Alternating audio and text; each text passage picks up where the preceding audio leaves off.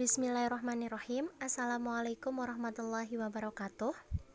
Perkenalkan, kami dari kelompok 1 akan membahas mengenai masalah pendidikan di Indonesia dengan anggota yang pertama Pak Watihul Parihan, yang kedua Mega Aprilianti Pratiwi, yang ketiga Suhaili, keempat Hana Apriana, yang kelima Suciani Hidayah, dan yang terakhir yaitu Mahdaro Vinetri. Kalau misalnya ternyata lomba gaming sekarang ini lebih diminati daripada lomba-lomba pelajaran.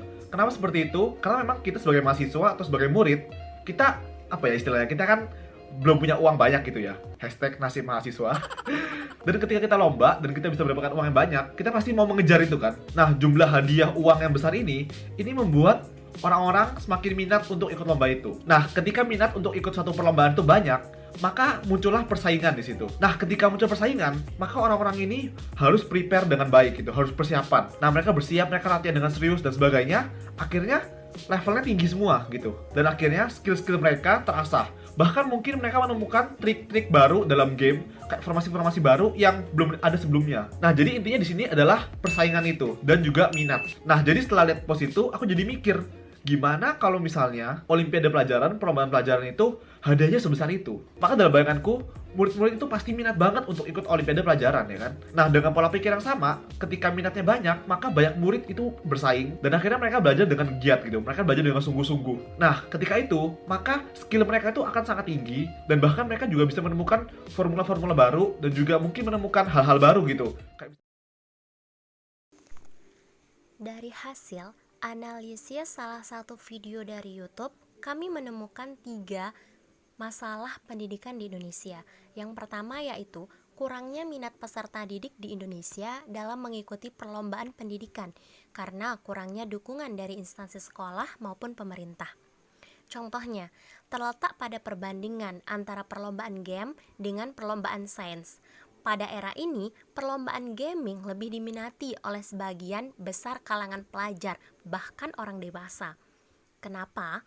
Karena hadiah yang banyak, yang menggiurkan, yang menyebabkan orang-orang semakin bergairah dalam mempersiapkan mengikuti lomba game. Hadiah perlombaan game pun tak tanggung-tanggung, nominalnya bisa sampai 100 juta. Hal tersebut yang menyebabkan semakin banyak persaingan dan mengeluarkan para gamers handal dan terlatih. Sedangkan pada perlombaan sains yang membuat minat untuk mengikuti perlombaan sains kurang menggiurkannya yaitu hadiah dan juga kurangnya dukungan baik dari instansi sekolah maupun pemerintah.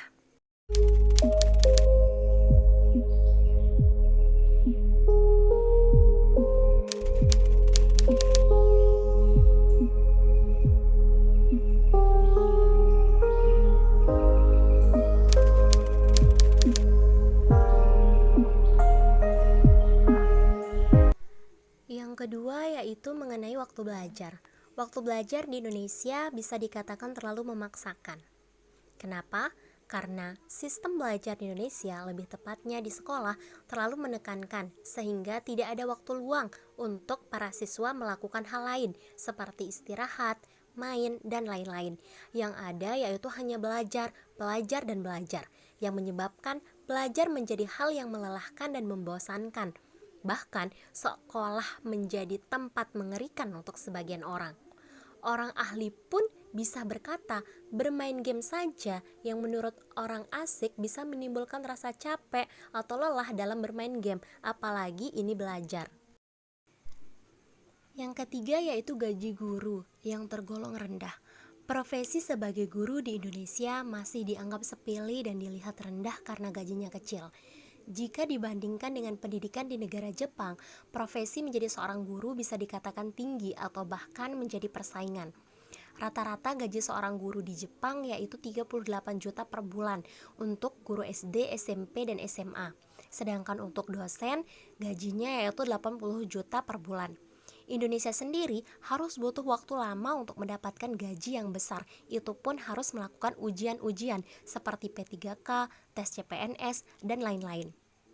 Ada ahli yang mengatakan bahwa kunci kemajuan negara adalah pembangunan, kunci pembangunan negara adalah pendidikan, dan kunci pendidikan adalah guru. Selanjutnya, kami akan memberikan kritik dan saran untuk masalah pendidikan di Indonesia. Kritik yang pertama yaitu berkaitan dengan jam sekolah.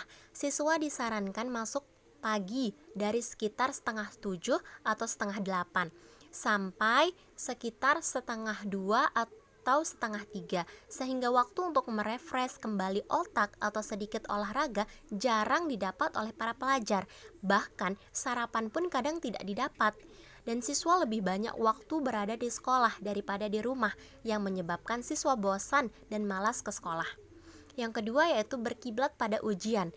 Memang ujian merupakan indikator paling objektif, tapi terkadang ini menimbulkan perspektif bahwa hasil ujian sama dengan kepintaran. Padahal orang pintar sendiri pun tahu bahwa seseorang yang menjalani proses dengan sangat baik belum tentu akan mendapat nilai tertinggi. Yang ketiga yaitu banyak guru di Indonesia yang kurang memperhatikan siswanya. Seperti yang dikatakan Kak Jeromi, ini dikarenakan kurangnya persaingan dalam memperebutkan profesi menjadi guru. Bisa jadi dikarenakan kurangnya pendapatan atau gaji yang menyebabkan kurang sejahteranya profesi guru. Yang keempat, fasilitas di sekolah-sekolah yang masih kurang, entah itu buku maupun mediator-mediator praktikum lainnya. Yang kelima, lomba sudah banyak tidak diminati oleh para siswa, terutama lomba yang berkaitan dengan pelajaran, dikarenakan sertifikat-sertifikat yang didapat seringkali tidak memiliki bobot besar untuk masuk PTN impian, yang dimana PTN saat ini hanya menitik beratkan ujian. Dan pasti lomba sains itu hadiahnya kurang diminati oleh para siswa. Yang terakhir dari kelompok kami yaitu saran untuk masalah pendidikan di Indonesia. Yang pertama, memberikan waktu yang cukup di pagi hari untuk berolahraga dan santai untuk sarapan. Yang kedua, mengurangi waktu belajar di sekolah agar siswa bisa belajar di rumah dan melatih diri untuk mengembangkan potensi yang ada pada diri mereka. Yang ketiga, mungkin dengan mempertinggi gaji guru dapat menimbulkan minat menjadi guru semakin tinggi, sehingga menimbulkan persaingan yang ketat untuk mendapatkan profesi guru ini. Yang keempat, yaitu lebih memperhatikan fasilitas-fasilitas yang ada di sekolah, sehingga para siswa dapat lebih memahami materi-materi yang didapat. Yang kelima, lebih memperhatikan lomba-lomba antar siswa terutama sains dengan banyak memberi apresiasi sehingga para siswa lebih semangat untuk terus berlatih dan meningkatkan skillnya. Yang terakhir, yaitu agar profesi guru lebih diutamakan dan metode pembelajaran dan penerapan lebih diutamakan. Sekian video analisis, kritik dan saran yang bisa kami buat. Kurang lebihnya kami mohon maaf. Jika ada salah-salah kata ataupun tindakan, mohon dimaklumi. Terima kasih. Wassalamualaikum warahmatullahi wabarakatuh.